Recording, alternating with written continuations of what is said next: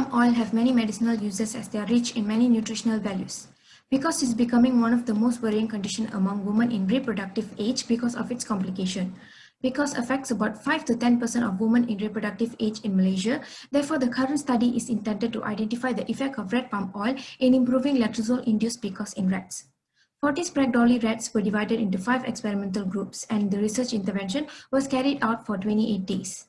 The estrous cycle of the rats were monitored before and after 21st day of the research. The BMI of the rats were recorded once a week, and the anxiety level of the rats were evaluated using elevated T-Maze test. The raw data of the research were analyzed using SPSS. The study shows that the low-dose red palm oil shows a decrease in BMI at the end of the pre-treatment. However, it was not significant. Meanwhile, high dose of red palm oil shows an increase in BMI at the end of the research period compared to low-dose group. This shows that the antioxidant present in the low dose of red palm oil can have beneficial effect in reducing BMI of the rats despite its fat content. Meanwhile, the rats in all RPO treated groups showed an irregular estrous cycle compared to control group.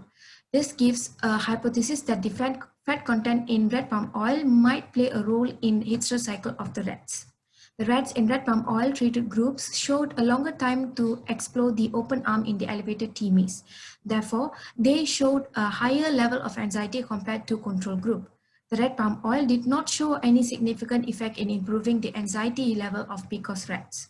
In conclusion, red palm oil might show an effect in dose-dependent manner. Therefore, further study using different range of dose of red palm oil should be done to identify the maximum effect of the antioxidant present in red palm oil in improving PCOS.